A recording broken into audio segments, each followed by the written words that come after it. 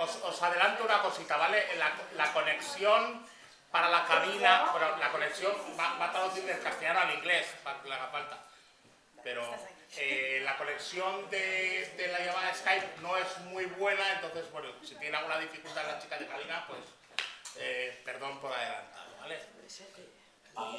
Yo ya... Budur, ¿puedes poner tu cámara? Vale. ¿Puedo llamarte yo? Sí, por supuesto. Okay.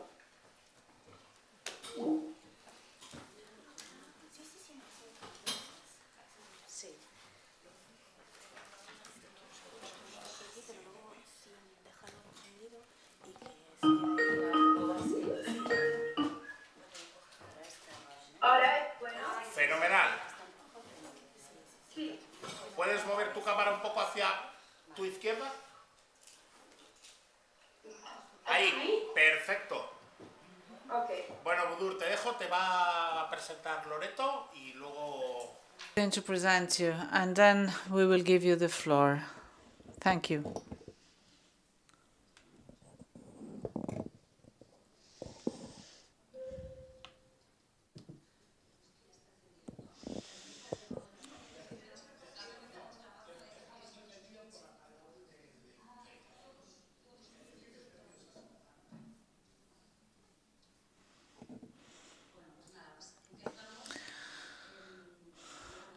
We're going to start. Thank you for being here, and in the name of Sodepaz, the organizer of this seminar that will address the Palestinian cause of women, we are going to address the activism of women. I want to give them the floor, how they live this activism, what is the daily struggle and in the jobs, and therefore what I'm going to do is to present them, and then I will put a certain number of questions on the table. I would like, as it is a table, I would like you to take the floor whenever you want. If there is a matter you want to discuss, I hope you will be able to do it. There will be a time for you to participate and for questions or whatever. I'm sure everybody is going to be interested in all that. So humor is always good, and humor is a sign of intelligence. I will start with Budur Hassan. She's a writer, she's a feminist, and she works in the Jerusalem human rights. And we met her during the last trip we did to Jerusalem. Yudur, it was a pleasure. Budur, good afternoon. How are you?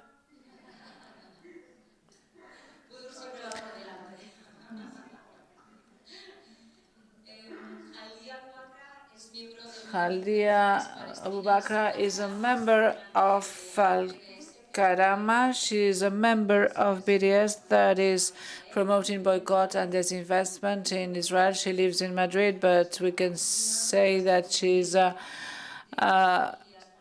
Spanish and Palestine woman. She was of the one who had to leave the lands during the war, and they haven't been able to go back. So, Khaldia, how are you? Thank you for being here. And on the far left, on my left, I've got Teresa Aranguren. She's a journalist, a writer, and she's has got a Lions degree in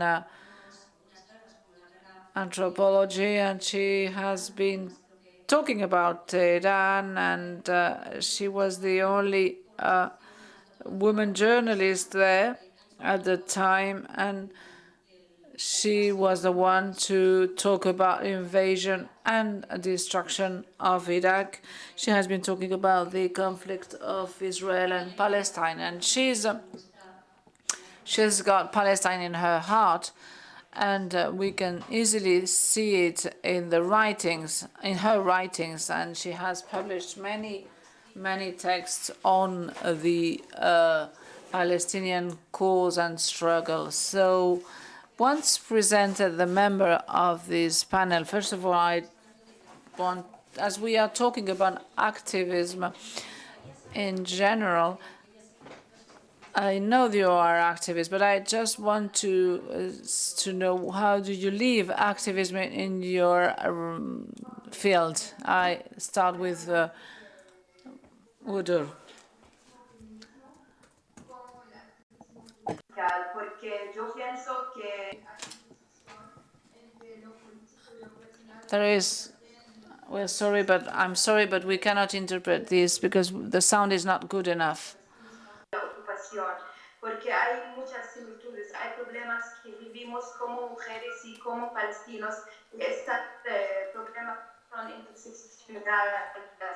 Y para nosotros, primero, uno de los problemas que vivimos en Palestina, en una sociedad conservadora, por supuesto, es que para las mujeres no hay problemas, hay conflictos en la familia para poder participar en manifestaciones, para poder bajar a la calle. No es fácil para muchas chicas y mujeres participar, porque luego de la ocupación también las restricciones de la familia.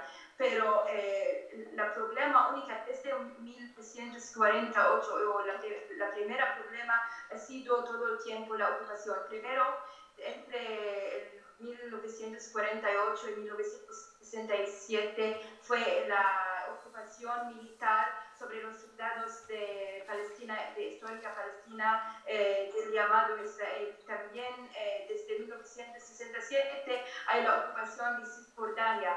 Y para nosotros, por ejemplo, es muy difícil encontrar o luchar contra el patriarcado y también contra la ocupación. Pero en nuestros esfuerzos todo el tiempo como mujeres, es decir, que estos son opresiones, la opresión patriarcal, la opresión política, la colonialidad, la colonización, son condicionadas. Y para poder poner al fin a un sistema de opresión hay que luchar en el mismo tiempo contra todas las sistemas de opresión. Este es el alcance de nuestras esfuerzos. Poner a conexión entre todas estas facetas de opresión cuando trabajamos en la calle, cuando trabajamos con la gente y también cuando luchamos en las manifestaciones como mujeres y como palestinas. Jalía, Budur habla de saber exactamente también para qué haces activismo, ¿no? Y ella marcaba esa doble vertiente. Because you have been talking about an activism facing patriarchal, and also one in face of the Budur occupation. Is not, Budur lives in Israel, but it's not the same as UK, so I guess. First of all, thank you very much for being here. You have presented me as a refugee daughter. I had to flee my country when I was 9 years old, so I don't know how they live there. I have been there, but on several occasions, but I've wanted to get to know the diaspora. I wanted to get to know Palestinian from abroad. From abroad, we think that to be an activist is not a choice, is a duty we all have, and we are born with that. It is a story you have to tell when they ask you, where do you come from? And you say, I'm Palestinian, and people say, and where is Palestine? So that is the question. How do you live there? And I'm not able, not even myself, I'm not able to answer to that question. So I feel I have to do something. It's not an option. It's not a choice. It is something we have in the DNA when we are born. It is our legacy. When we have to talk about Palestine. We have to fight about. We have to struggle. I feel I am deprived of the fact of being at home and struggling, fighting for my rights. I haven't that choice. I cannot be within Palestine to fight. So my option is to fight. And first of all, what we have to do is to have people knowing what is Palestine and what are our history, our rights, and what happens with those who are living there.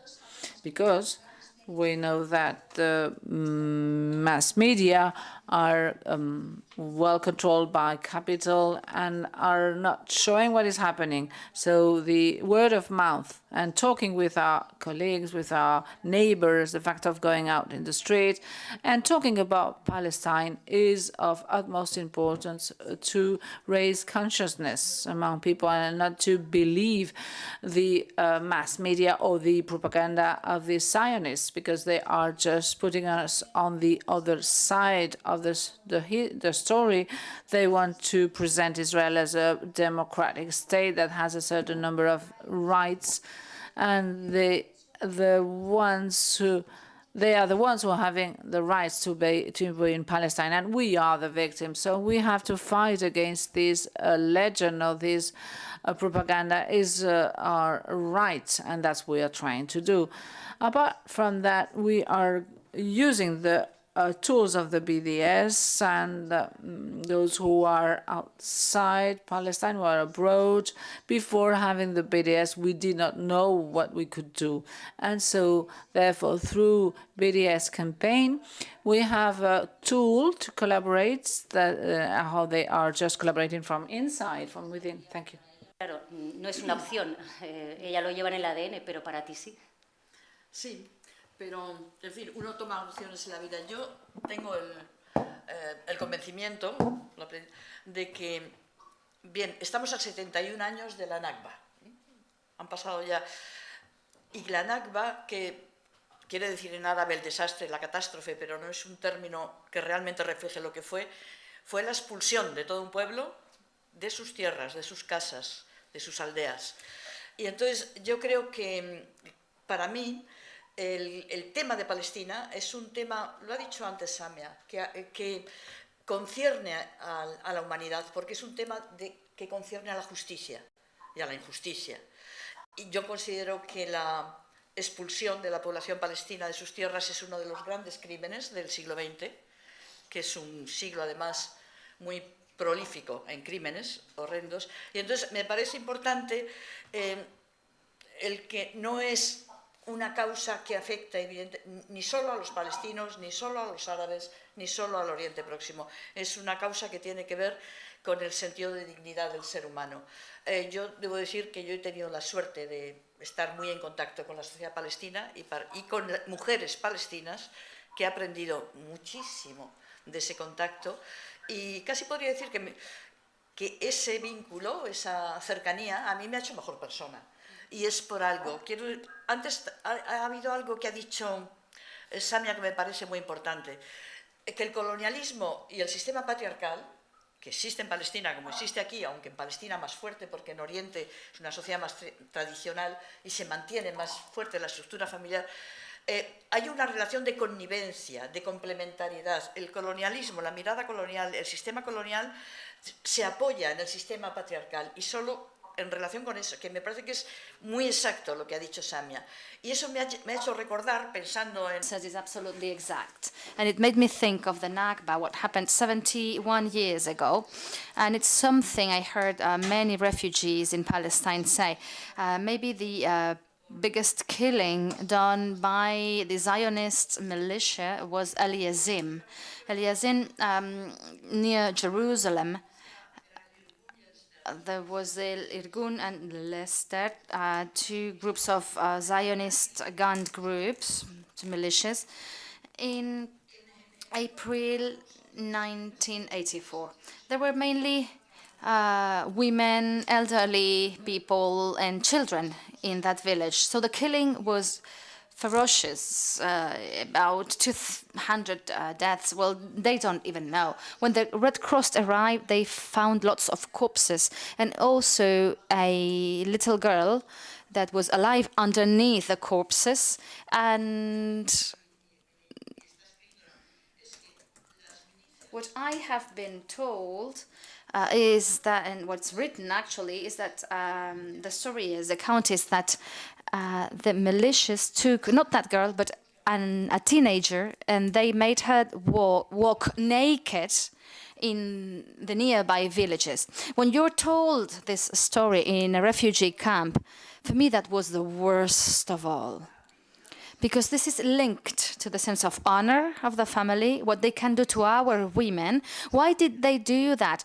To make them flee, to make the Palestinian population run away. And that's where you feel this bond between the actions of the militias and the patriarchal family structure in Palestine. So they made the most of this sense of honor towards their women, which is something very deep and very deep in Palestinian society, not just to create horror with this killing, but they even had to go beyond that, which was showing off this naked teenager girl in the different villages. So here we see this connivance Samia talked about before, which is really very well said.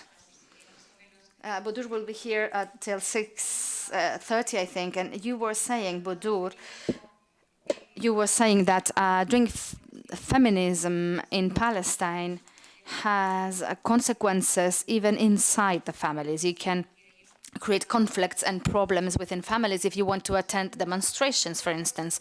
So how can you fight against that? What do you do?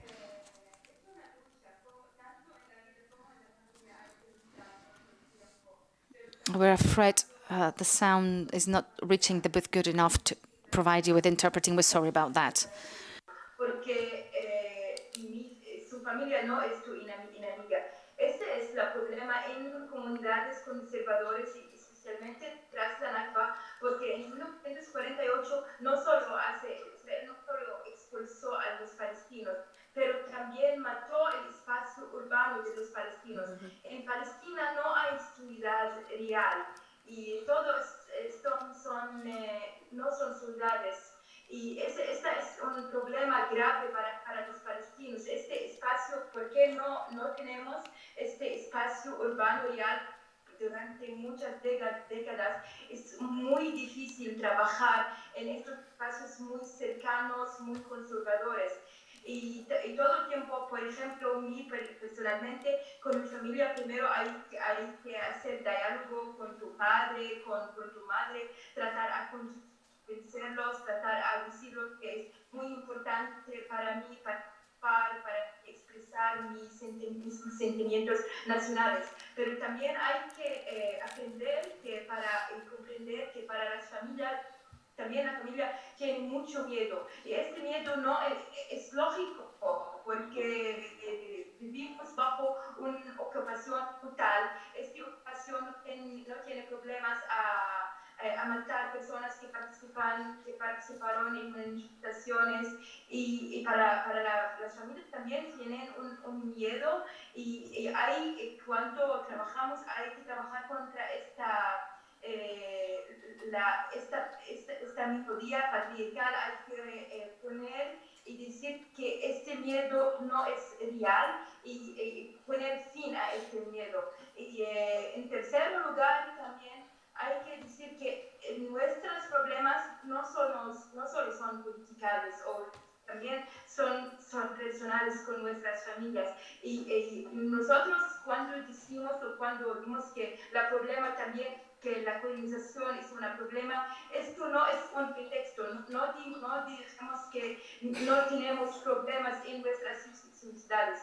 Sí, somos convencidas que también hay que mejorar, hay que cambiar en nuestra sociedad. El problema no solo con la ocupación. La ocupación es uno de los problemas y es un sistema complicado, pero también trabajamos esta justicia social cuando trabajamos porque somos convencidas que para poner a fin a la ocupación tenemos que las mujeres participando en la calle. Y como tuvimos, por ejemplo, en la primera intifada, la participación de las mujeres, esta participación masiva de mujeres, incluyendo también mujeres de ciudades muy conservadores. Desafortunadamente, la segunda intifada fue muy diferente debido a la militarización de la segunda intifada y también cambios sociales. Pero ahora, a pesar de todo, a pesar de la brutalidad de la ocupación, también a pesar del conservatismo en muchos lugares, también hay sentimientos, hay sensaciones que estamos cambiando, que estamos viendo más y más mujeres en la calle, más y más mujeres haciendo esta con todas las luchas, la lucha para la justicia social, la lucha para cambiar nuestras familias, también la lucha para poner fin a la ocupación y al colonialismo.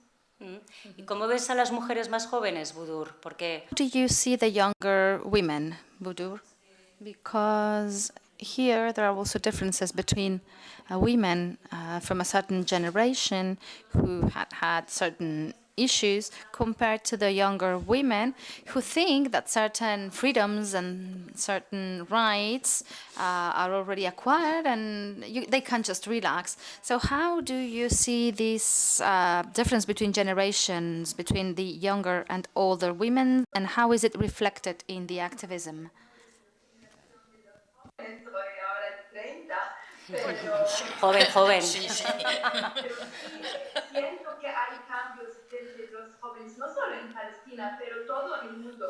Estas mujeres no sé, no estoy un fan de dividir el feminismo de olas, primera y segunda y tercera y cuarta ola, porque pienso que el feminismo es una trayectoria que no es de olas y que toda pienso de ollas son muy occidental, pero esta nueva generación, otra vez no solo en Palestina, pero también en España, dicen las cosas muy claras, no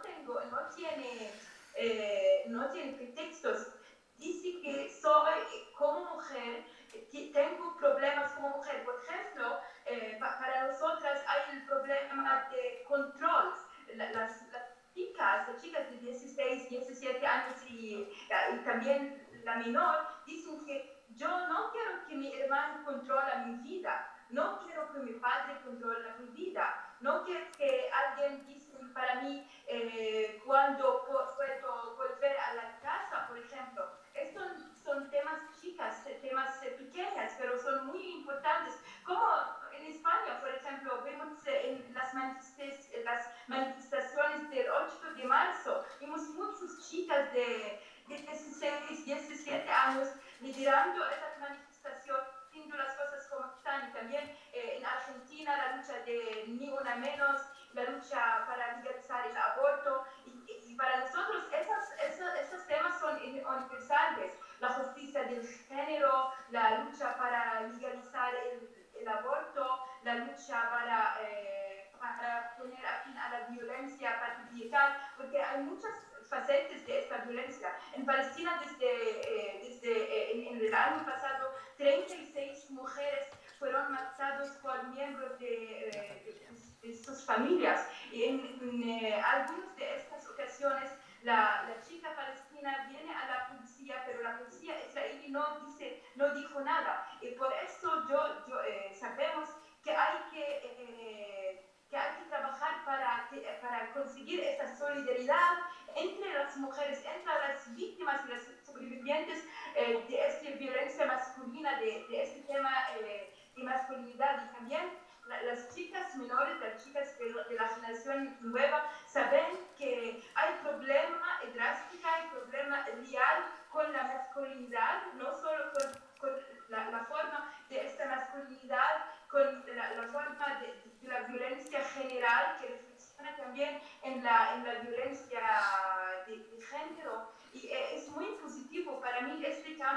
es muy positivo que tenemos chicas que aprendemos y para nosotros somos los de 30, las abuelas de esta lucha. Tenemos que, es aprendizaje para nosotros, aprender de estos chicos, de los chicos de 17, 18 años, cómo no tener miedo, cómo ser claras y cómo luchar para conseguir nuestros derechos.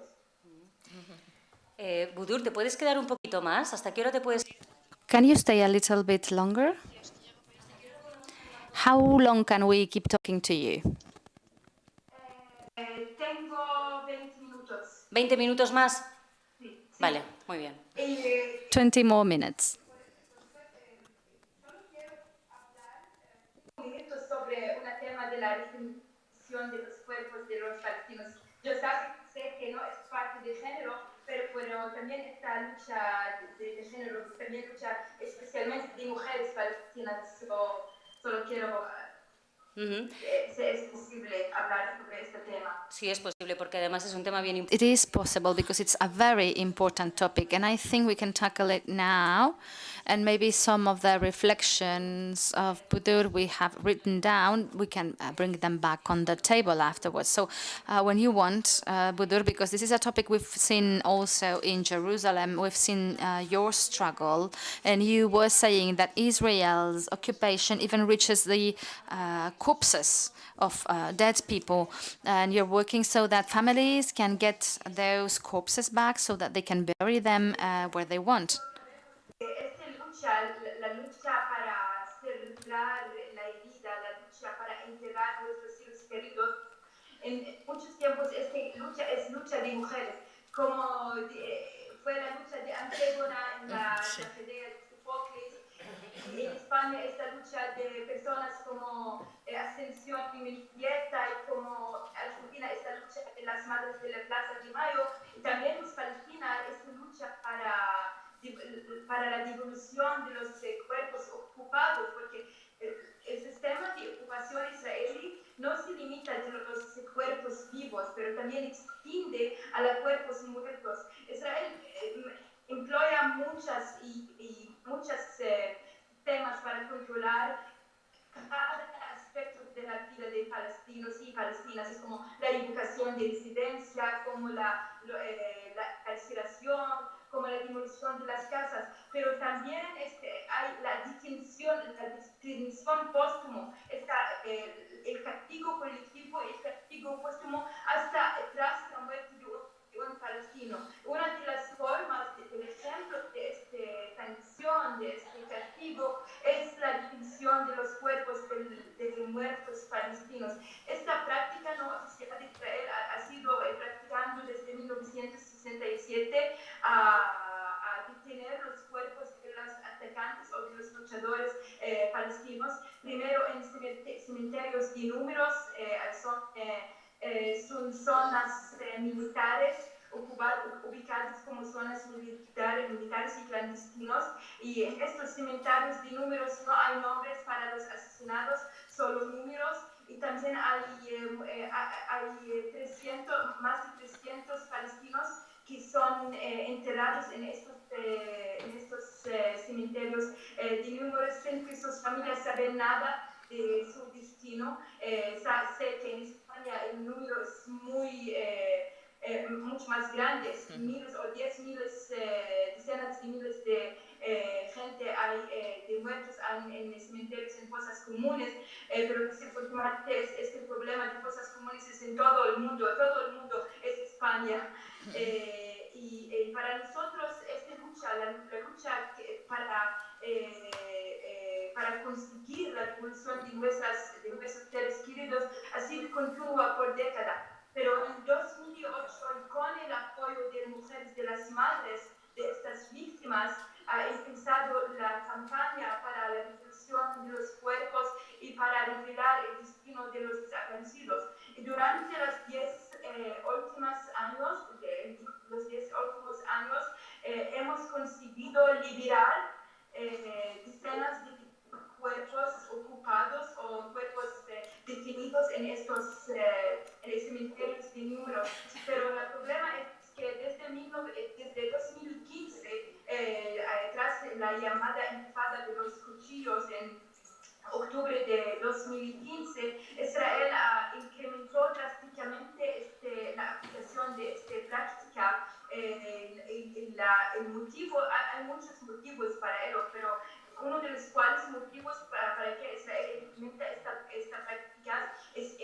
controlar la vida de palestinos es como una forma de castigo colectivo y también una forma de disuasión para disuadir la participación en una resistencia potencial en el futuro. Y durante los 4 últimos años, Israel ha detenido los cuerpos de más que de 200 palestinos, 220 palestinos.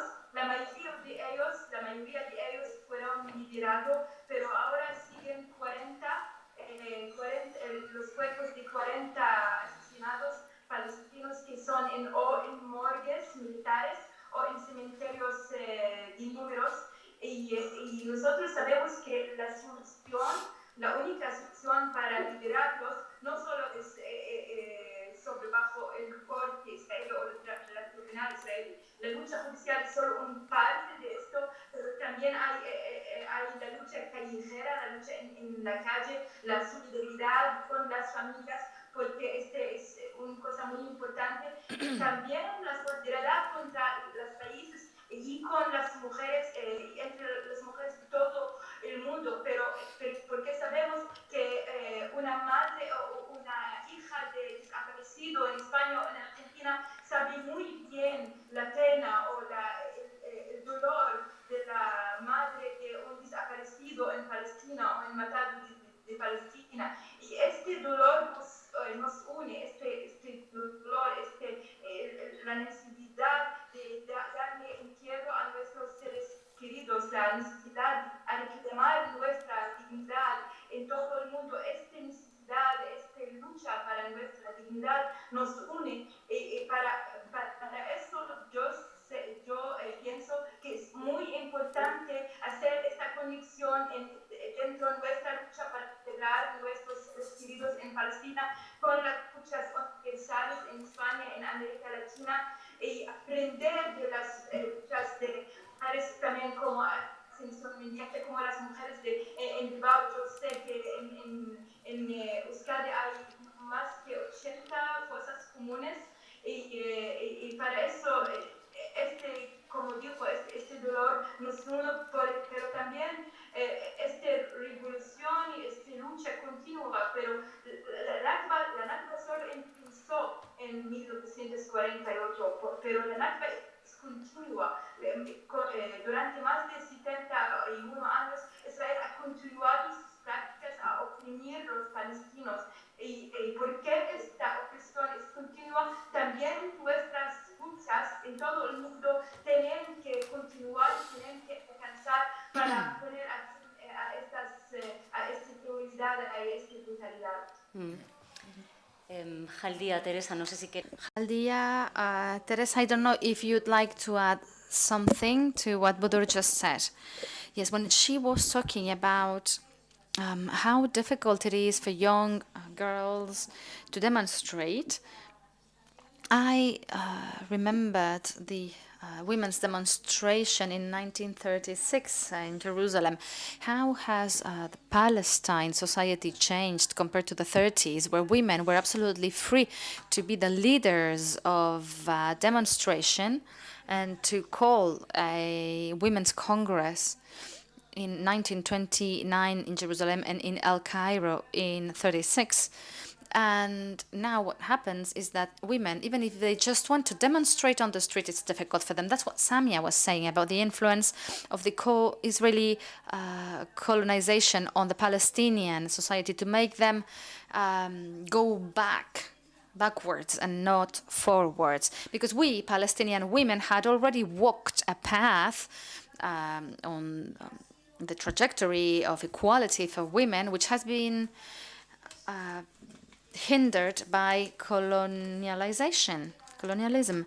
And 70 years later, now women in Palestine need to ask for permission to go to the streets to demonstrate, when their grandmothers could already do that. They needn't ask permission to anyone. They had a role in society. They had women's associations. They could demonstrate. They met the British governor to tell them about their complaints, about the privileges that Israeli people had compared to them, and how Palestinian society, local society, was losing their privileges, and women used to be the leaders in that struggle, and now we need to ask for permission to just go and demonstrate on the streets.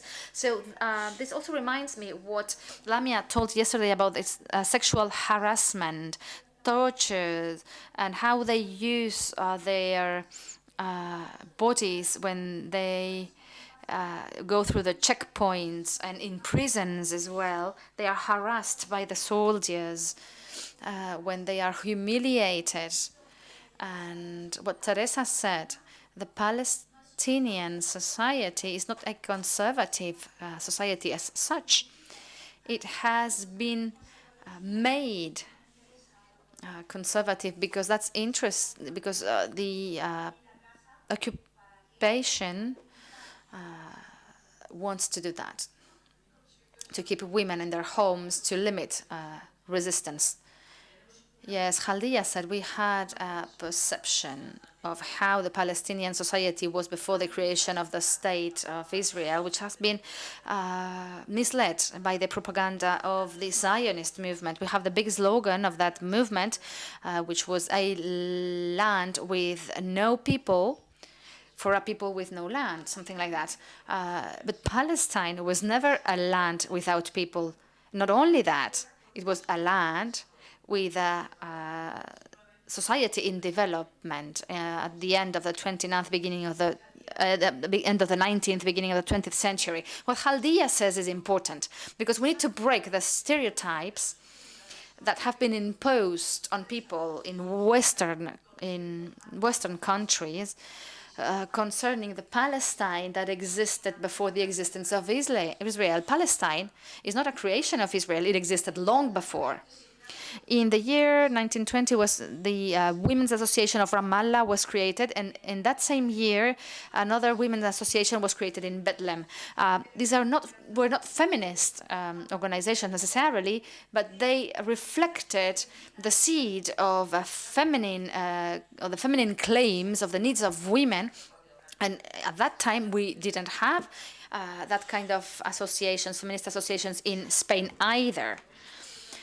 So that society in development, where there were rich people, poor people, peasants and poets and traders, people who had a diverse society and confessional, because not the whole Palestine was Muslim. There were Christian societies in Palestine. There were Arabs and Muslims, and they were all Palestinians, and they've all been important in the political and social development of Palestine. So it must be clear that there was, in the past, a Palestine society that was destroyed. And we need to say it loud and clear. Between December 1948 and the whole 48, in an operation of expulsion and ethnic cleansing in that land. Otherwise, there would never have been a state of Israel, because in 1947, the Jew communities in Palestine, after decades of colonization, despite the British protection, were still a minority. And in 1947, only 6% of Palestine's land was in hands of Jews. The rest was in the hand of Arabs. So very difficultly they would have been able to build a Jewish state if they didn't have the majority of the population or the majority of the land. And that was the root of the ethnic cleansing, and that's why this cleansing was done. But that destroyed and traumatized society is now what you find in the refugee camps in Jordan, in the West Bank. And in later years, the society started to rebuild, but from a traumatic event. And from that situation, women need to find their role again. Because in a first period, they go back to the tradition, and they need to recover a role that they already had conquered in the 40s. And of course, women were sometimes under the rule of men, yes, but just as we were in our society and in other countries, and they were under development. And all that process was cut at the root. And in the 70s, we start to see women who couldn't be easily identified with the past, like warrior women, like Layla Harem and some others.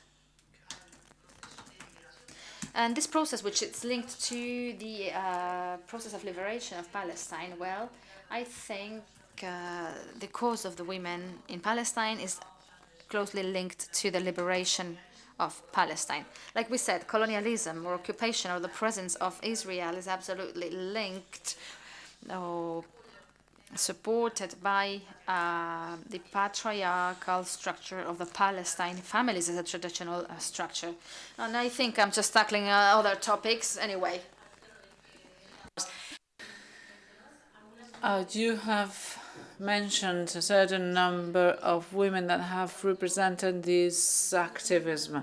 When I have said before that we were going to talk about activism, you have mentioned a name that is Hatta Mimi, which is a teenager that is just faces one soldier and or maybe even two soldiers, and they have arrested a cousin of her that was underage. It was a minor, and she just was furious against the soldiers. And this young lady has become a symbol. But last week, when talking with Teresa, I just mentioned the fact that there are many women that are anonymous, but there are activists on their daily activities every day. And I just wanted to know, who are those women? What are the differences? Maybe we could give the floor to Wudur, and then we could say goodbye. Solo dos cosas. Primero, por supuesto, lo que ha sido en el pasado es muy diferente y durante los años 30 ha sido lucha feminista, luchas palestinas. Las mujeres palestinas fueron activas en las luchas, activas en los movimientos revolucionarios. Esto ha sido todo el tiempo. Pero para mí es muy importante negar la nostalgia para el pasado, porque también durante los 30 hubo opresión social contra las mujeres. Es muy importante decir claro, sí, todos somos contra la ocupación, pero solo un parte pequeño de esta sociedad, es parte de los fuerzas de las mujeres, fueron capaces de participar, pero la mayoría de las mujeres, especialmente las mujeres pobres, especialmente las mujeres de los pueblos, no fueron parte de esta evolución. Y es muy importante aclarar esto, porque es muy importante también ser esta autocrítica, también luchar contra la ocupación, pero también tener esta autocrítica. Yo personalmente, yo vivo en un pueblo muy conservador y yo pienso que la sociedad palestina no es uniforme, no es muy diverso, hay lugares diferentes, es una ciudad muy complicada, pero primero hay que tener esta autocrítica. Y segundo, sobre el tema de las mujeres desconocidas, sí, por supuesto, la mayoría de las mujeres que lucharon no luchan bajo o cerca de las cámaras. En los 60 de detención israelíes, por ejemplo, hay muchas chicas y muchas mujeres que no saben nada de ellas porque no hablan nadie en el medio, nadie habló sobre ellas. Y también hay esas luchas cotidianas de mujeres, por ejemplo, de las vendedoras en las calles, de las vendedoras callejeras, por ejemplo, que van desde Cisjordania a Jerusalén para venir a sus cosas. También las luchas de madres únicas, las maestras, las trabajadoras, las mujeres pobres. Esas son las mujeres desconocidas que no quieren fama, no quieren prestigio, pero ¿por qué estas mujeres y estos hombres también, esta sociedad entera está luchando a pesar de su desconocidas, a pesar de no tener prestigio, su lucha cotidiana, su trabajo cotidiano para mejorar la situación y para poner fin a la opresión debido a su lucha cotidiana, nuestra lucha para la liberación, en mi opinión, va a triunfar. Pues, muchas gracias. Budur, gracias. Thank you very much. Thank you, Budur, on behalf of Sodepaz.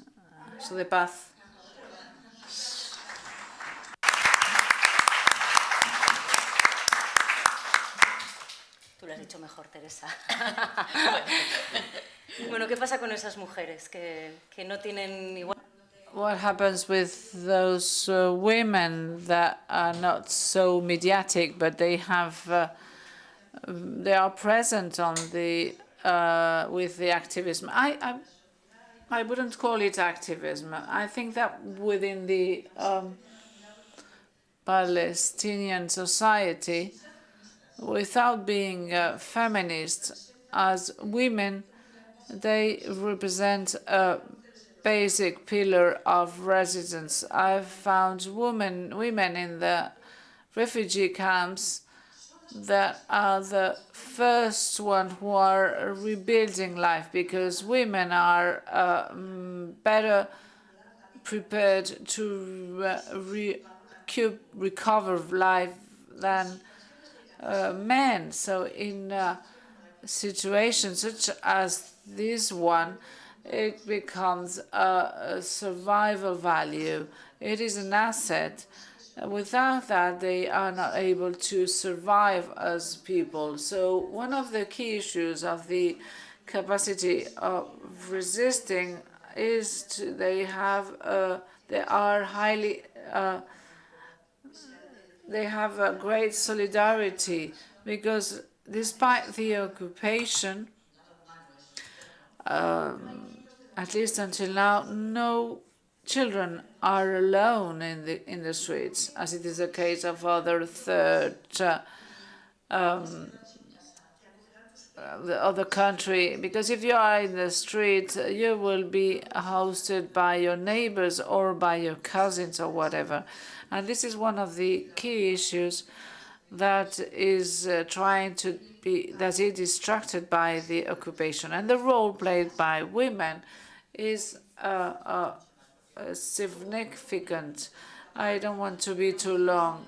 I will give later on an example.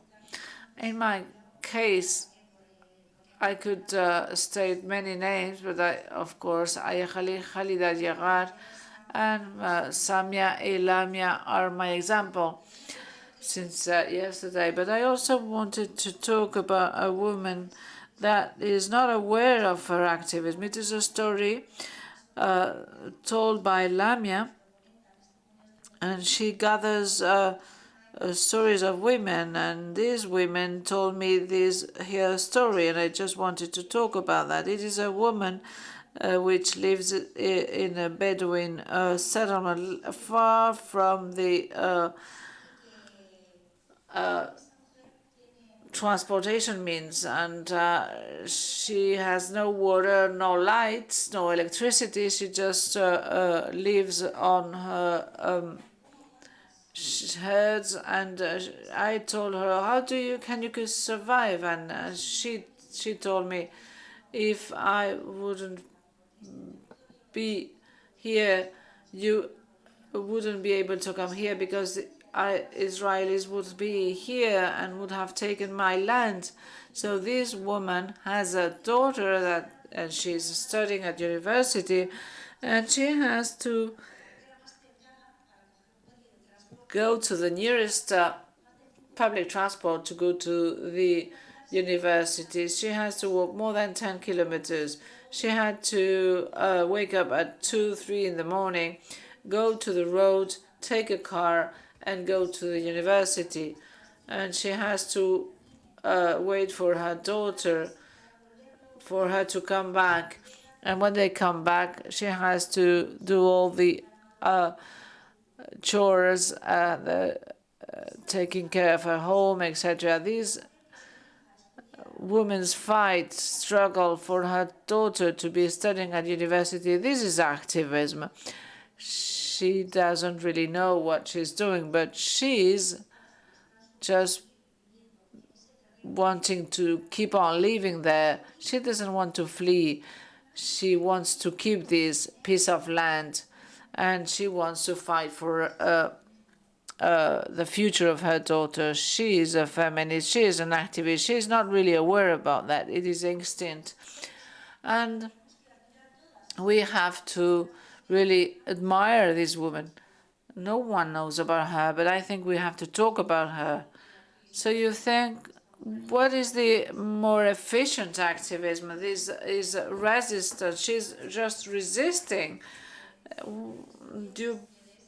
You are also a member of BDS. This is another way of being active. The activists are all complementary. To stay there, it is activism. It is quite basic. You have to take care about people, about the young people. What does Samia and other women associations, the ones who are upholding women, men, that are supporting those who are submitted, who are suffering and harassed by people. This also is activism, taking care about those people, those who are nearest. We have to support them. We do not want them to be depressed. This is activism. They are supporting them. The armed struggle is important also. Of course, if I am not in a non-violent struggle, the armed resistance also plays its role. The international law has given this to us. The fights or the legal fight of many associations, as has been done by Oradi, the legal struggle in front of international institutions is important. No one on its own is going to be efficient. The BDS has given us a tool for those who are away and abroad and I cannot be using these resources. It has given us a quite easy tool that we can use through boycotts. We can lobby against our governments for these governments to meet up the requirements of international law. We are not asking anymore. And as a civil society, as individuals, we are putting pressure on governments. The economic boycott, the cultural boycott is also very much important. These cultural boycotts to get rid of the image of Israel as a progressive society, not only this image of Israel, but also in front of the Israelis. They are benefiting from a certain number of advantages, and they are not aware of what is happening around them. Although if this if they are rejected by the international community, they will start changing these policies to be able to be accepted by the rest of the world.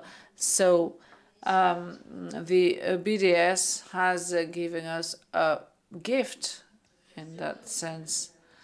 I think that all activisms are complementary, absolutely, because Palestine people are not only facing Israel or the Israeli army. They are facing the United States. It is quite clear. So they haven't got allies or army or whatever. So that's why they really need to get hold of whatever they can to fight against the pressure. What can do the Palestine population? You have said that just before. There is a very nice poem, and he said, "We will stay here. We won't move. We won't go away." This "we will stay here" is the key issue for the survival of Palestine. And with this capacity of not being destroyed as a human being, it is essential the attitude or the tradition of the Palestine women. That's to say, to keep the daily lives as if there is no chaos. And I've worked a lot in television, and it is part of my profession. I try to transmit an idea with a description, with an image. For example, there are two scenes that are quite normal scenes in the daily life of this country, but I've always kept that in mind. They kept that in mind in the year 2000, the second Intifada, which was quite harsh. Ramallah, the major avenue that is quite big, and on the one side of this avenue we have houses with gardens, and there's a fight that starts. They are young people, and at about 100 meters there is this Israeli army as a wall. These armed soldiers with uniforms, and these confrontation starts, and first they start shouting, and at a certain moment there are three young people that are just injured, and they fall just in the middle. There's the ambulance that comes to take care about these three injured young people, and then they say the ambulance that gets near, they cannot assist those injured young people. They are really bleeding. And but on the other side, there was this lady this woman of 50 years old. She was just wearing a coat and a handbag, and then she had a small Palestinian flag, and she just went right in front of this Israeli soldier. She was with the flags, with her hands open, and the bag and the handbag with this small flag, Palestinian flag, and she was just there standing. And the shooting of the soldiers, that they were not aiming at her, but it's just there were just these. That moment when the ambulance came and just took those young people, they took them to the hospital, and she just flew away. She went away, this woman. But it was a moment that was quite a special moment, and this is showing something that is closely linked to the role played by women, this caring of the woman. The fact that these women are prepared because of this society, they are prepared to take care. And this becomes an asset because these women have a capacity, de sus familias, have the capacity to go on living, but without being destroyed. She just thought, I cannot leave those young people here bleeding. I am a Palestinian woman, and I'm just seeing these young guys that are bleeding themselves out, so I have to do something. And I think this is one of the major pillars of the resistance capacity of the Palestinian people facing occupation. They are not being destroyed so easily. And you, Teresa, I think you were the one to mention that the struggle of the Palestinian people is not only a fight against the Israel, but also facing the other these powerful country, which is the United States. If there is an activism, this is this activism of these women. This activism should have its role, should play its role, and should be known by other countries. The media have no much places for freedom, and these slots are covered by a certain number of interests. And what is the room for this activism to get further away, to know, for us to know what is resistance? I think it is our role. We have to play that role. The issue for the Palestinian cause is not what they do, but what we do here. That's why we play a major role. Israel is not only the United States, it's all the public opinion that is accustomed to this colonialism. They just look at the world as a thing. That's why it is important from the media to get rid of the stereotypes in order for the people to say what is happening there, what is the reality. That's why it is it's very serious, what presented as something which is quite normal. For example, using the language we use when we talk about struggle. You might have read in an article the illegal settlements as if there were legal ones. According to the international law, all are illegal. When do we see, for example, occupation forces, it is not said, because if you say that, you're a pro-Palestinian. And if we have to respect the international law, it is not the defense forces of Israel. It is they are the occupation forces. So everything has been distorted. It is the Western approach, and we have it here. And I think that fighting against all that, it is quite difficult. But we cannot say that the Palestinians are the only ones to be able to get rid of occupation, because I think a key element is here as well, is in the international community. We have the BDS, which represents the citizenships, and citizenships also have to put pressure on their governments, because the European Union should get rid of all the agreements, the trade agreements, cultural agreements with Israel. So they are treating this Israel as with a certain degree of privilege, and they are not respecting international law, and the Palestinians know that. They are asking us to put pressure on governments, of course. Solidarity is important, but the key issue is here, I think.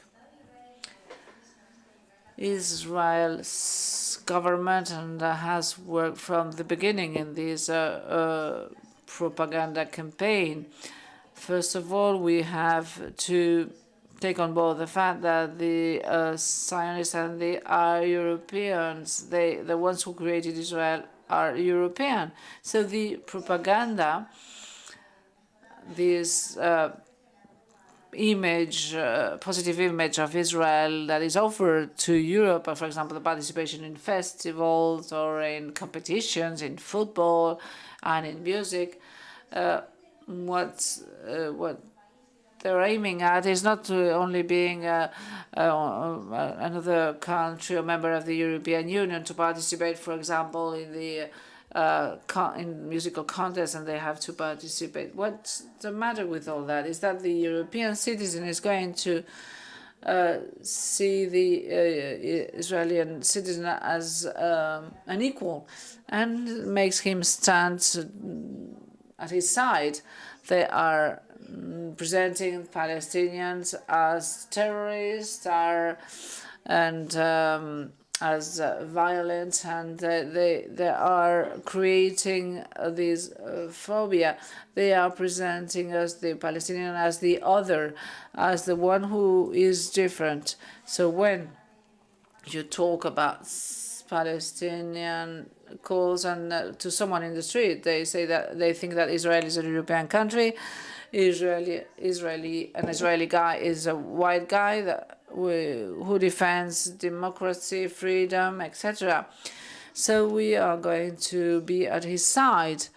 But if we think about what he's doing, the Palestinian is going to be the Arab, the Muslim, the terrorist, and that's what we have to get rid of, because the media are not letting us do that. The social media are helping us to do that. I'm sure that you can be here in this room messengers. You can, if you are here, it's because you know about the what is about in Palestine with the Palestinian cause. But if you have to talk about it, you have to talk about it with your colleagues, with your family. For those who are not really informed or duly informed, they could get this information. They have the right to know. It is a freedom. We have to know. We have to have this information, and I think we have still quite a lot of work ahead. We do not have to limit ourselves to say I support Palestinian boycott, but we have to really talk about this boycott, and we have to convince people to do that. The stereotypes, when we talk about, for example, Palestinian or the Palestinian people, when we talk about women, the stereotypes that we are accustomed to see, for example, if there are more, the women are much more submitted. Yes, we have had here 2 women, and we also have been one on Skype, and they're not submitted. They are, even though they're doing things at a slower pace, we have to be convinced that they're doing something. And I've talked about the colonialism and this approach that is tending to see others, those people who have been submitted by Western countries, they are just being more homogeneous. When we talk in Western or European terms, we know what is the difference from a Swedish woman and a Sicilian woman. But with Arabs, we say this is the Arab world. What are we talking about? Lebanon, there are huge differences. And when talking about women, there are major differences. And of classes, we're talking about maybe farmers or university women or whatever. This is going to enable us to see what is diversity. When we do not see this diversity because we see it as a homogeneous body, we're not seeing the other as a human being. We're just seeing him as an obstacle for our interest, or I can maybe use it or whatever. But we are not seeing it as human beings that are developing, because Palestinian society is not a static society. And so what we know about is there are societies that are evolving, progressing, as the Spanish one. So I think that bearing this in mind is to get rid of the images we have. How do you see that? Well, like Teresa said, we have two examples here. The ones we've seen on Skype, and we've talked about women since the 1920s, their struggle, their participation, the role they play, the one in the first Intifada, and up to now, and the role women are having now in Palestine, in the refugee camps, and in the diaspora. We want to deepen on that. There's a group of Palestinian women in Spain. We have our group called Al Karama, and our goal is to make people know how Palestinian women are, which role they play in society.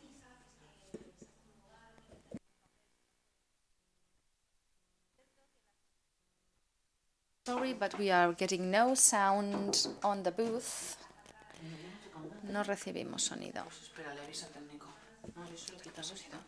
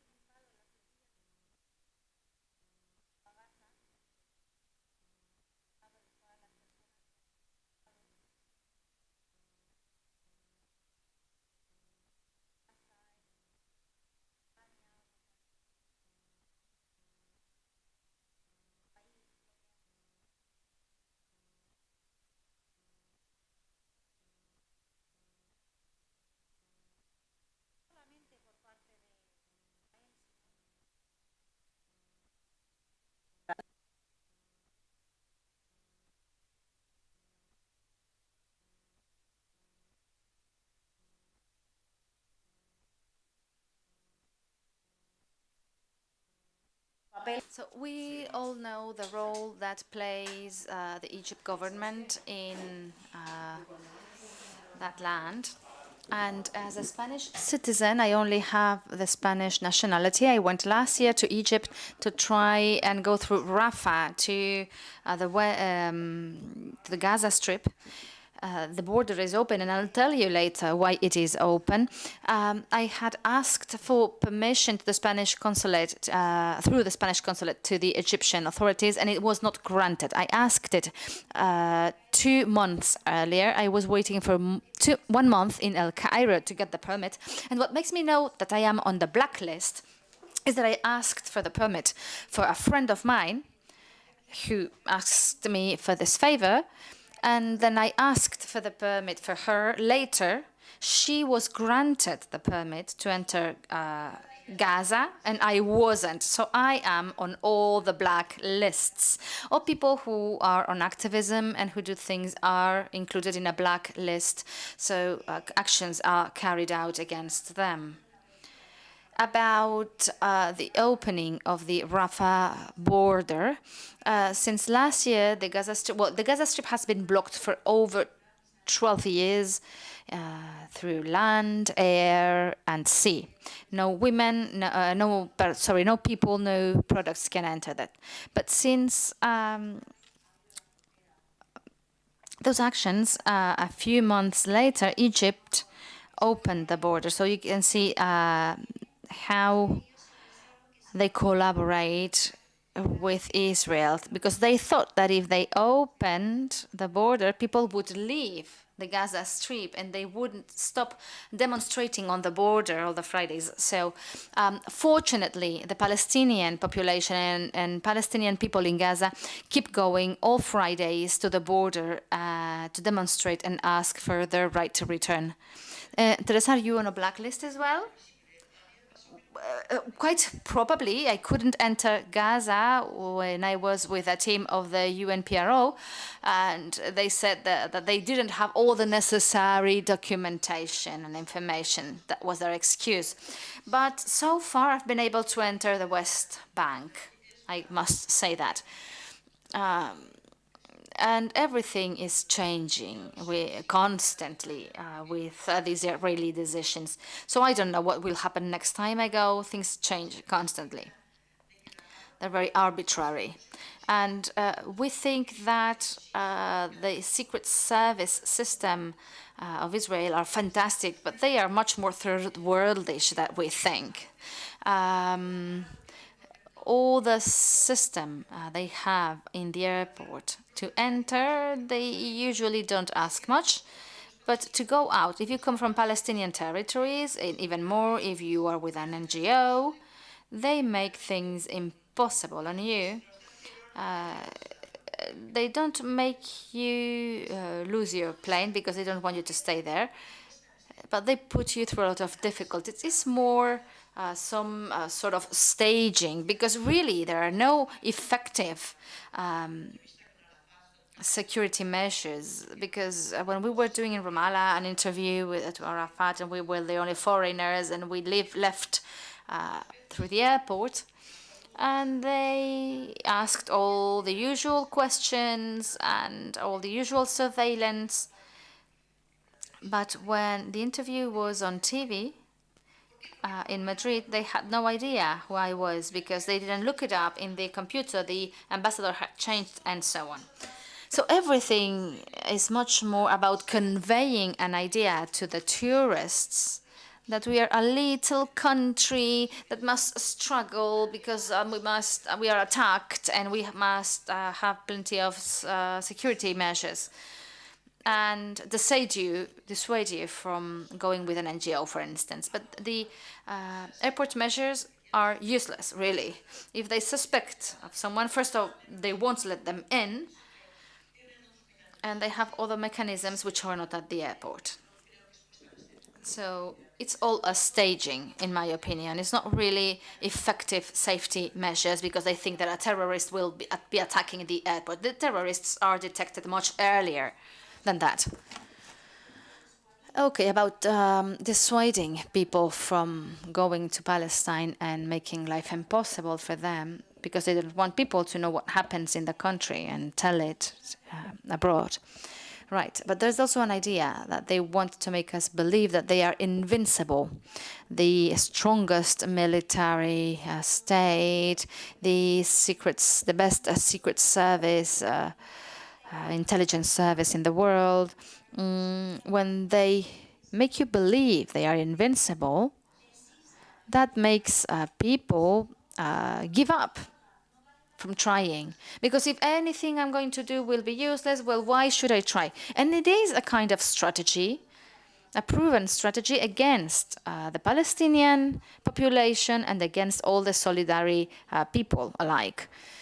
Because many times I'm told, but there's nothing you can do. Anyway, they're the strongest in the world. They have the best guns in the world. They control the economy. So why should we do anything and waste our time? Well, that's what they want us to think.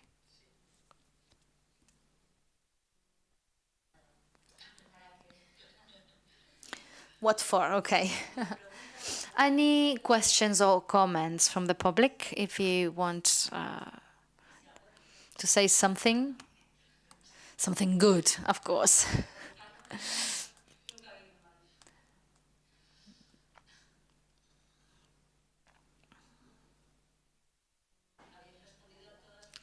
Well, all the questions have already been answered, I think.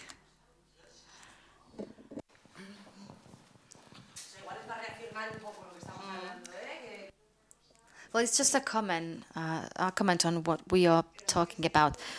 Not really a question. What we were saying, I do think Israel is a huge propaganda machine in all senses concerning Palestine population and concerning what they do, and it works for them. Our experience, well, we were going there for the first time, and when we were coming out of the country, well, they found a book in the register, and you would say that we were spies, and anyway.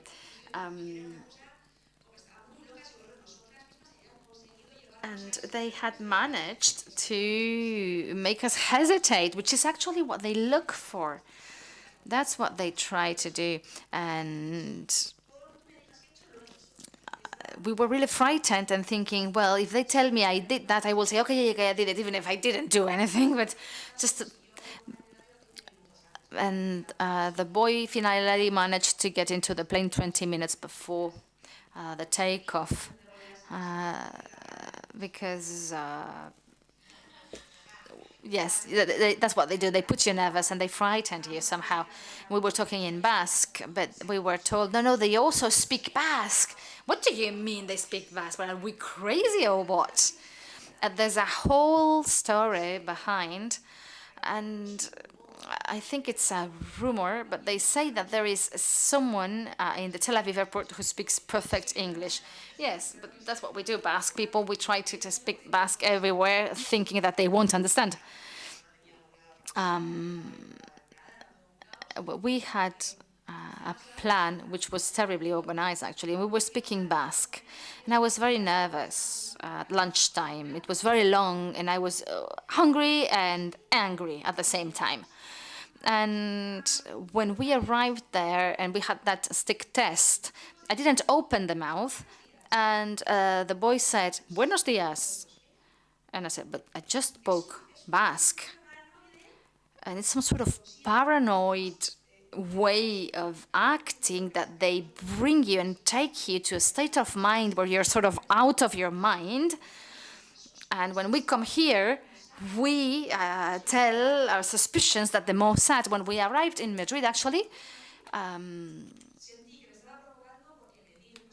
I thought that the policeman there was provoking me because I said, well, we travel from Israel, and say, oh, the safest country in the world, with a smile. And I was thinking, oh, they know something. They are provoking me. I won't be able to get out of the Madrid airport. So really it took me days to recover emotionally from that trip, from the tension that I underwent. And after, I said, well, I need to go back and see if this same story happens again every time we go there. You need some time to recover. And well, it's a pity that some people say, well, I just went one to Palestine, that's enough. It's a pity, really. We shouldn't give up so easily, because that's what they look for. And I think of people in the West Bank, and if after a week I am in this state, how can these people live in the West Bank every day? And I know they have a huge dignity, and well, these people there know that, and all my admiration goes to them because of their strength, because they say, I just don't care. I don't care what you tell me, whether it's a checkpoint, whether it's a border. The attitude of Palestinian population is a real example and inspiration, because they are so strong, and you must go there and see it for yourselves.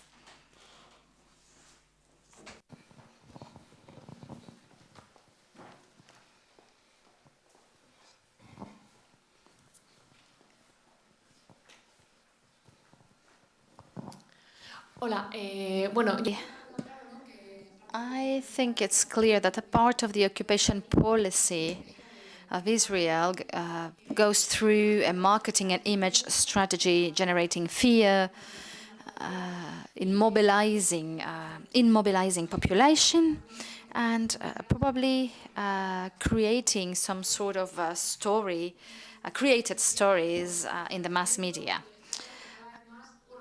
As far as I know, and I'd like you to confirm this or not, I think that more and more the Israeli lobby has actions on the Spanish media, even through funds and controlling the shares of some companies.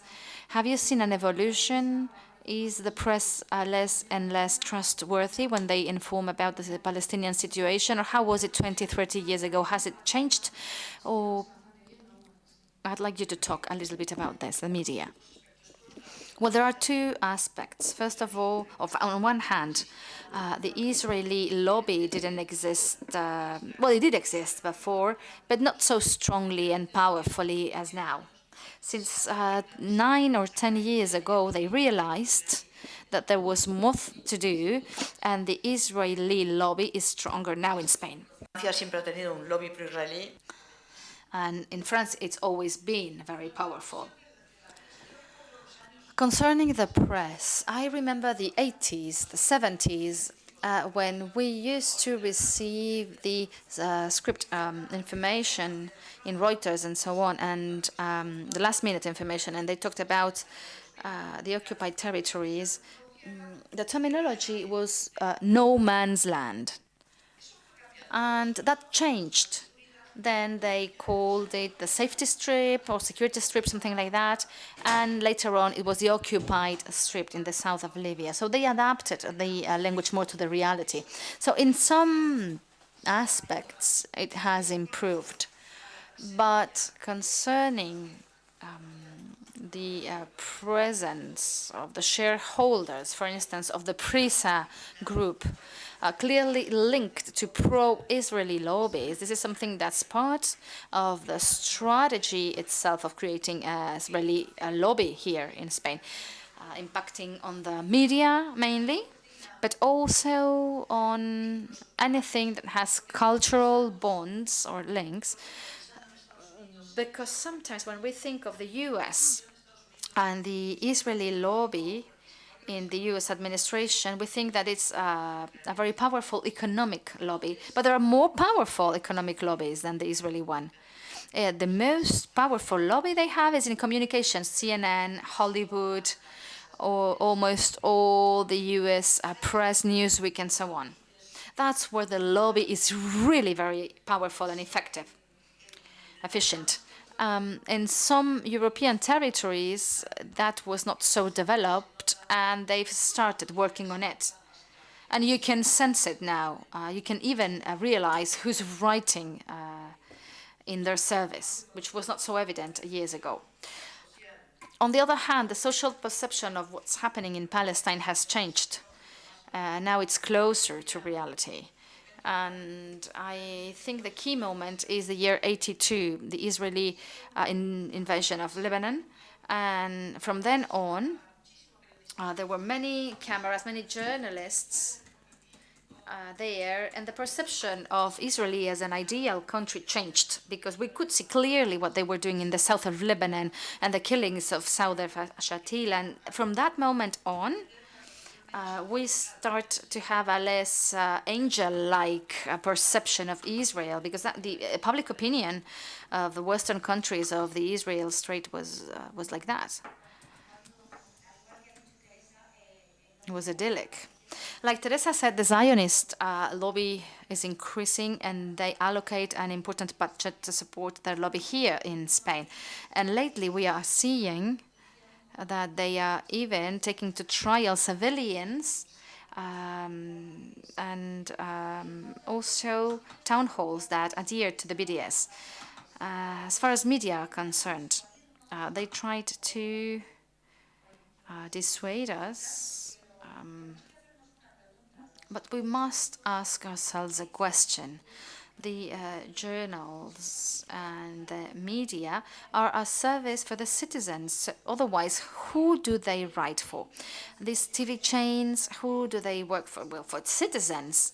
And the more citizens will watch the news, more advertising and so on.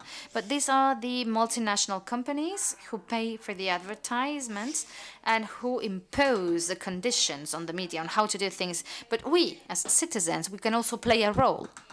Because when we manage to make the public opinion to be interested in a certain topic, well, the journalists must give information on it. They have no choice, and we've seen it with Eurovision, with the BDS campaign against the participation of Mickey or Spain in Eurovision in Tel Aviv.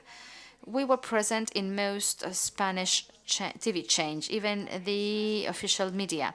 The press has written on the BDS activists who went out to the street, who demonstrated, who created spots and videos that they uploaded on the internet and have finally been seen on the TV chains. So as a public opinion and as citizens, we can have an impact on how the news must be presented and how the media must inform and on what they must inform. Yes, you need the microphone. Hi. We all know what you said about the tourism to try and normalize the terrorist bases of Israel, but what do you think of the measure taken by the government? I don't know if it was the Partido Popular or the Socialist Party in Spain. I don't care really.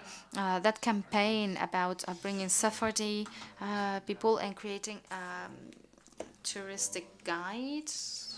No, a touristic tour starting a couple of days in Granada, then Cordoba, then going to Girona, and from Barcelona, Madrid, go back to Tel Aviv.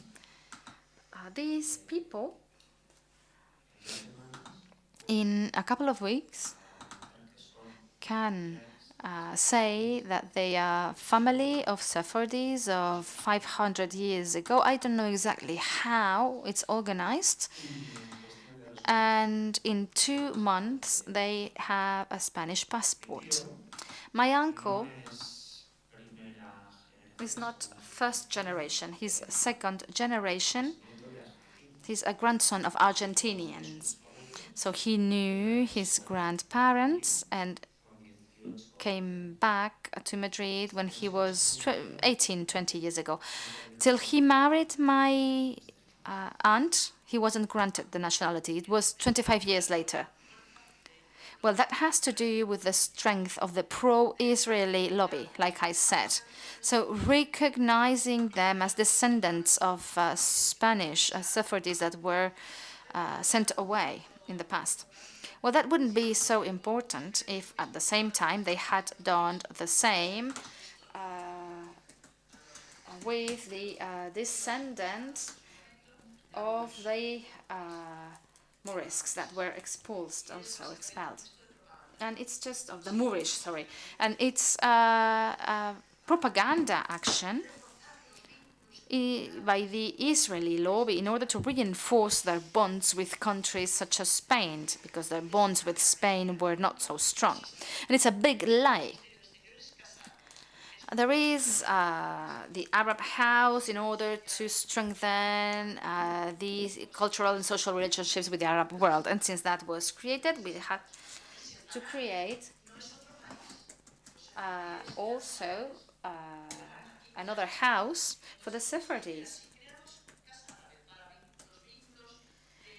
If we try and improve our bonds with the Arab world, we also have to content the Israel government creating another house for them.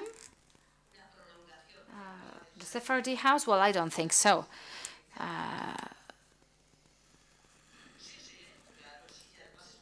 Yes, it's culturally very active. I remember, well, I admire an Italian writer, Primo Levi, who was in the concentration camps, but he never was saying everywhere, I'm a Jew, I'm a Jew. He wasn't doing that. The Nazis took him to the camp, but basically he never felt linked to the state of Israel afterwards. He's a wonderful writer who has denounced the horrors of what happened in Europe as a European, which is what he was. And there was an homage act to Primo Levi, and I didn't know the Casa Sefarad was doing it. And I went there very innocently, and they said, Casa Sefarad, so Sephardi home, the Jew people, and it's a treason to what he did. And they were trying to own something, his legacy, and creating an apology of the creation of the State of Israel. I'm telling this because it's just an anecdote, but that's what they do in many domains.